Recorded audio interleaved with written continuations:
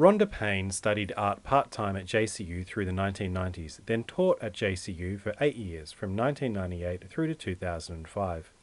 She has worked many regular paying jobs since then to support her family whilst continuing with further study and teaching art in various ways. These include private tuition, workshops throughout North Queensland, TAFE teaching, numerous programs through PTRG, art tasters and artists in schools, and participating in numerous exhibitions. Since 2011, Rhonda has worked at Kirwan State High School as artist in residence. Good afternoon, everybody.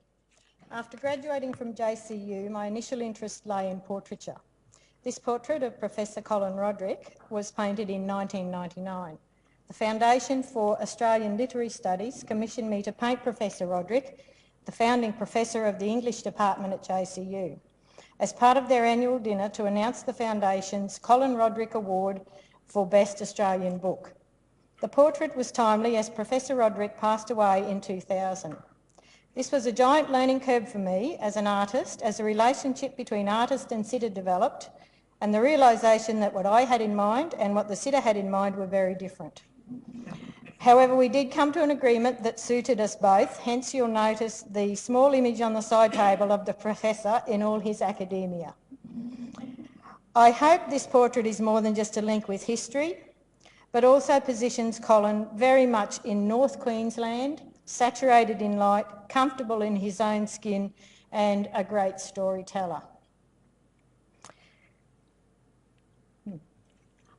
I obviously talked a bit too quick. This landscape, titled Vacant on Stokes, was part of my honours exhibition, Stairs, Signs of Life, in 2007. The images from this exhibition were varied in approach and media, but were, but were central to the many stairs located on vacant blocks that rise from the base of Castle Hill. I haunted these areas as a child, and I don't particularly know why, but they came back many years later of great interest. Stairs had become a recurring metaphor in my work, which I use as a way of talking about many issues. Stairs, originally used as a prop for family portraits, spoke of pecking orders and relationships, are now embedded in the landscape, giving rise to communicate a sense of place and the importance of being local. Kirwan High is now my home base, where I have been an artist in residence since 2011. As a result of our high Indigenous numbers, I found myself immersed in their cultural arts program.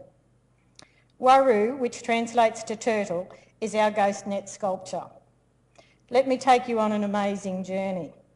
Discarded nets eventually end up on our beaches. Many volunteer organisations and rangers collect the debris and bring it back for collection or sale. Artists secure their bounties for their sculptures.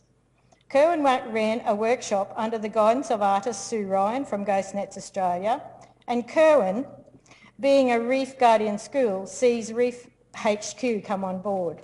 This was an amazing time of high energy and learning that involved students, teachers, artists, elders from the Torres Strait, parents, family and many weavers from the Townsville area.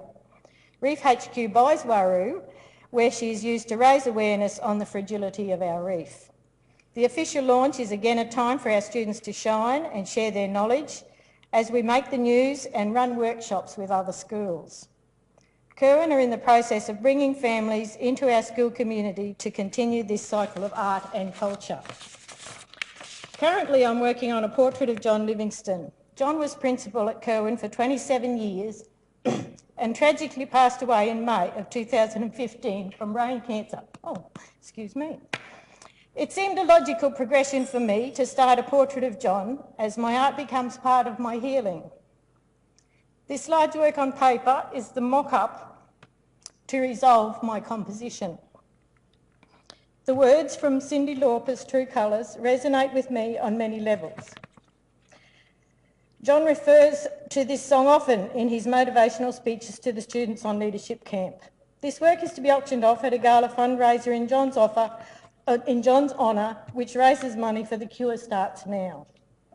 To my delight, many students showed interest in my work and I now have formed a portrait group. I have been teaching a variety of approaches to portraiture using multimedia. We are hoping to have our John exhibition later this year, and you are all officially invited. I'll keep you posted.